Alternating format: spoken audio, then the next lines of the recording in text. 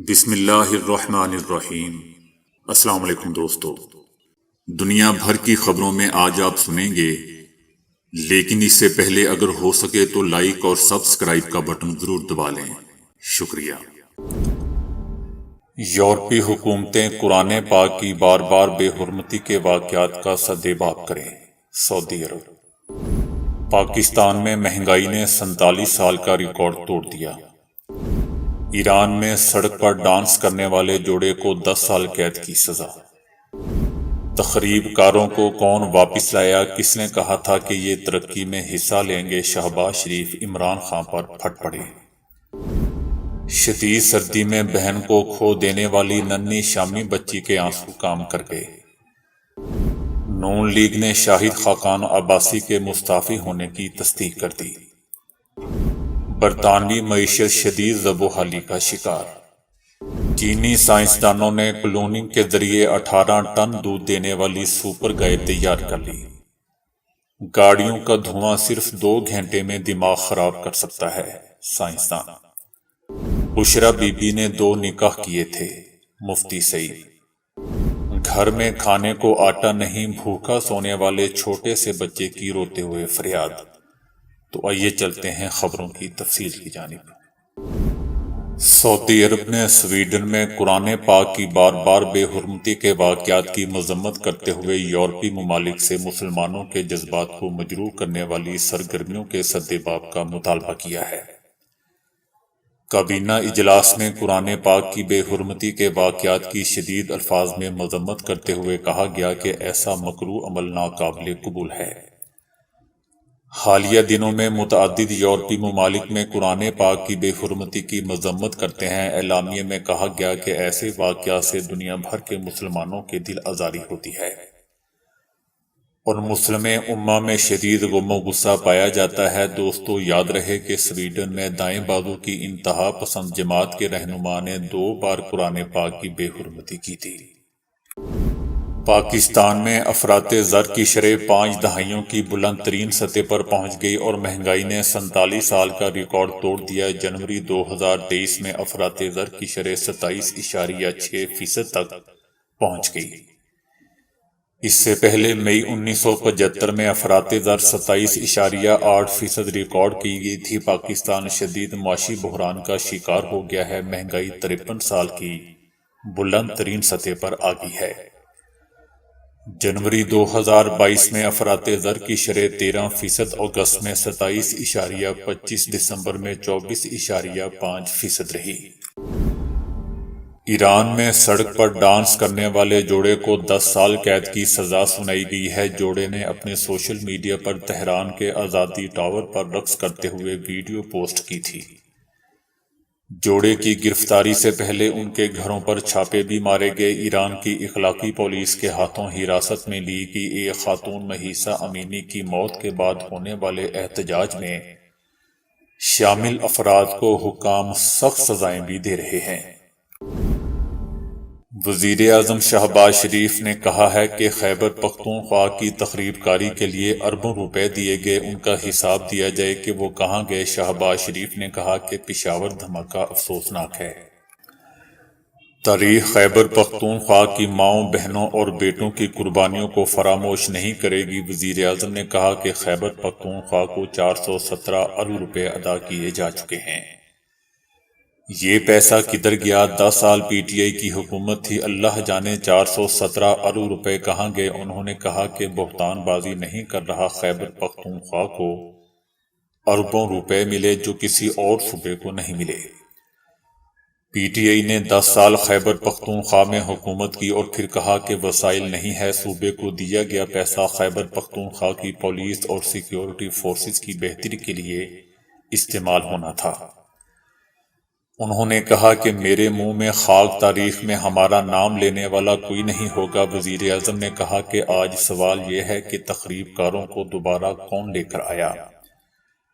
گزشتہ دور میں خیبر پختونخوا کو دوبارہ تخریب کاروں کے رحم و کرم پر چھوڑ دیا گیا۔ کس طرح کے پی دوبارہ تخریب کاروں کے ہاتھ میں چلا گیا؟ کس نے کہا تھا کہ ان لوگوں نے ہتھیار ڈال دیے ہیں، یہ ملک کی ترقی میں حصہ ڈالیں گے؟ یہ چپتے ہوئے سوال آج قوم پوچھ رہی ہے۔ شہباز شریف نے مزید کہا کہ تخریب کاری کے واقعہ پر کراچی سے خیبر تک ہر آنکھ اشکبار ہے، ہم نے مناسب اقدامات نہ کیے تو تخریب کاری پاکستان میں پھیل جائے گی۔ چند روز پہلے سوشل میڈیا پر ایک شامی بچی کی شدید سردی میں اپنی بہن کی موت اور شدید سردی میں زندگی گزارنے کی تکالیف کی فریاد اس کے کام آ گئی۔ شام میں خانہ جنگی سے جان بچا کر پناہ گزین کیمپ میں رہنے والے خاندان کی ایک کمسن بچی نے حال ہی میں رو رو کر اپنی زب و حالی بیان کی تھی۔ اس کی یہ فریاد وائرل ہوگی، جس پر ترکیہ کے امدادی ادارے ہلال احمر کے رضاکاروں نے اسے تلاش کیا، شام میں موجود اس مفلوق الحال خاندان کا پتہ چلایا اور انہیں موسم سرما کی شدت سے بچاؤ کے لوازمات فراہم کیے۔ بچی اور اس کے خاندان کو گرم کپڑے اور ایندھن بھی فراہم کیا گیا۔ ترک ہلال احمر شامی بچی اور اس کے خاندان تک پہنچنے میں کامیاب رہا اور موسم سرما کی تمام ضروریات اور انہیں ایندھن کی سہولیات بھی فراہم کی۔ شام کے جہنم زار میں بچوں کی زب و حالی کے لرزہ خیز واقعات میں ایک تازہ واقعہ ایک ننھی بچی کا سامنے آیا تھا، جس کے ٹھنڈے رخساروں پر گرنے والے آنسوؤں نے پوری دنیا کو ہلا کر رکھ دیا تھا۔ بچی نے روتے ہوئے اپنی زب و حالی بیان کی تھی۔ اس نے کہا تھا کہ میری بہن سردی سے مر گئی مگر ہمیں بچانے اور مدد دینے والا کوئی نہیں۔ یہ کہتے ہوئے وہ بے اختیار رو پڑی اور اس کا چہرہ آنسوؤں سے تر ہو گیا۔ شامی بچی کا کلپ سوشل میڈیا پر دوستوں جنگل کی آگ کی طرح پھیل گیا تھا۔ نون لیگ نے شاہد خاقان عباسی کے سینئر نائب صدر کے عہدے سے مستعفی ہونے کی تصدیق کر دی ہے۔ سینئر نائب صدر کا عہدہ چھوڑنے سے شاہد خاقان عباسی کے قد میں کوئی فرق نہیں پڑے گا۔ وہ بہت بڑے لیڈر ہیں، وزیر اعظم رہ چکے ہیں اور پارٹی کو ان کی ضرورت ہے۔ دوسری طرف شاہد خاقان عباسی نے پارٹی عہدے سے استعفیٰ دینے کی تردید بھی کر دی۔ شاہد خاقان عباسی کے ترجمہ حافظ عثمان عباسی نے بیان میں کہا کہ شاہد خاقان عباسی کے استعفیٰ دینے کی خبر بے بنیاد ہے، وہ پارٹی کے سینئر نائب صدر ہیں۔ شاہد خاقان نے مشکل حالات میں پارٹی نہیں چھوڑی، آج کیوں چھوڑیں گے؟ انہوں نے 1988 میں آزاد حیثیت سے انتخاب جیتا اور مسلم لیگ نون میں شامل ہوئے۔ نواز شریف نے شاہد خاقان عباسی کو وزیر اعظم بنایا۔ بطور وزیر اعظم شاہد خاقان عباسی نے کہا تھا کہ میرا لیڈر نواز شریف ہے، جبکہ مریم نواز کا کہنا ہے کہ شاہد خاقان عباسی ہماری پارٹی کا اثاثہ ہے اور ان سے جلد ملاقات کروں گی۔ مریم نواز نے پارٹی رہنماؤں کو شاہد خاقان عباسی کے تحفظات دور کرنے کی بھی یقین دہانی کروائی۔ IMF نے خبردار کیا ہے کہ اس برس ترقی یافتہ ممالک میں برطانیہ وہ واحد ملک ہوگا جس کی معیشت ترقی کرنے کی بجائے سکڑے گی۔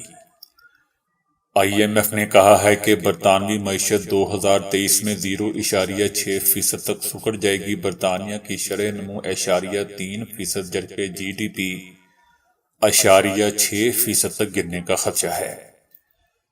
درست حکومتی اقدامات کے سبب آئندہ سال معیشت میں 0.9% ترقی کا امکان ہے۔ IMF کے مطابق گیس کی قیمت اور شرح سود میں اضافہ، رہن سہن کے بڑھتے ہوئے اخراجات اور ٹیکسوں میں اضافہ برطانوی معیشت کی ترقی میں رکاوٹ ہے، جبکہ برطانوی وزیر اعظم رشی سوناک نے اس برس مہنگائی کی شرح کو نصف کرنے کا وعدہ کر رکھا ہے۔ برطانیہ میں مہنگائی کے خلاف مظاہرے بھی ہو رہے ہیں۔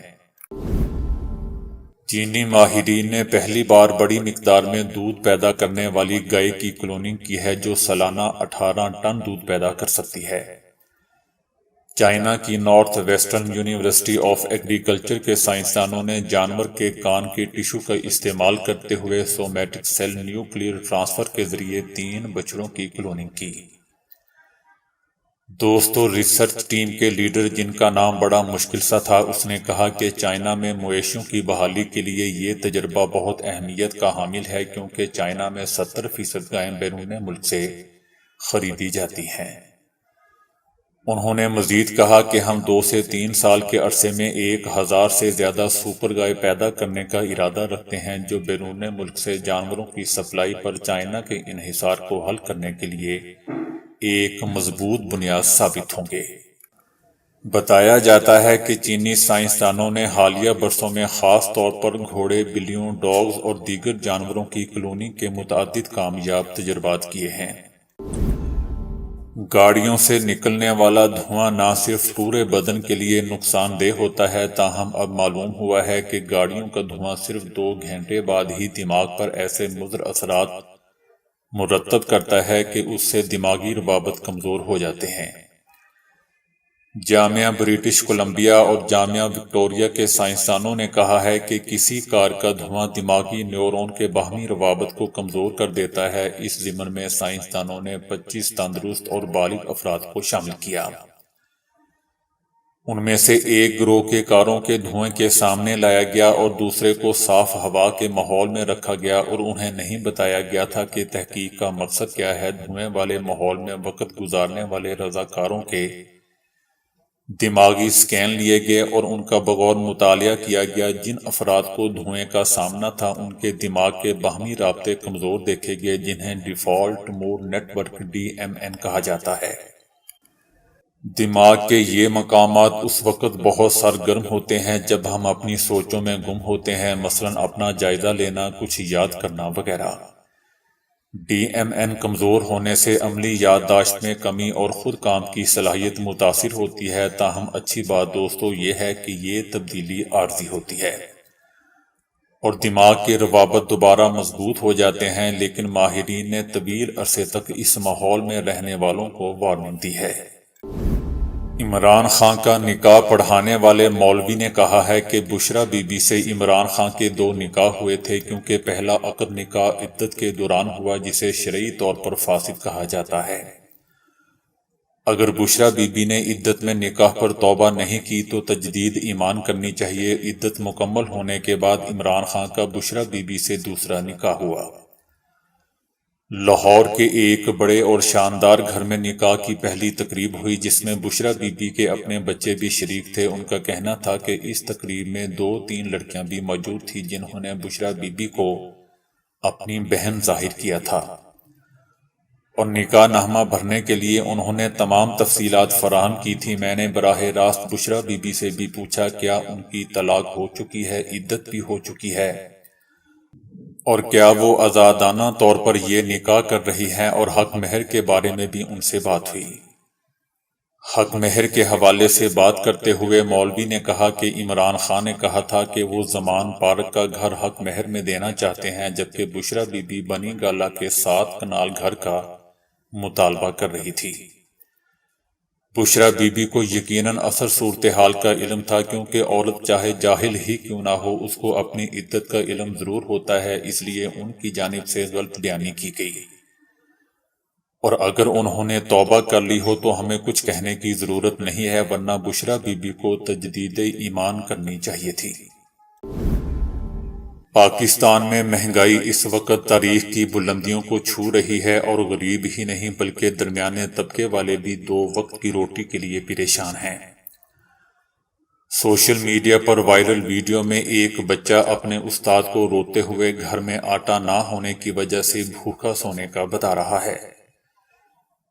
ویڈیو میں ایک چھوٹا بچہ اپنے استاد کو بتا رہا ہے کہ گھر میں آٹا نہیں ہے، اس لیے رات کو بھوکا سو گیا تھا، اور اب مدد کے لیے آپ کو بتا رہا ہوں۔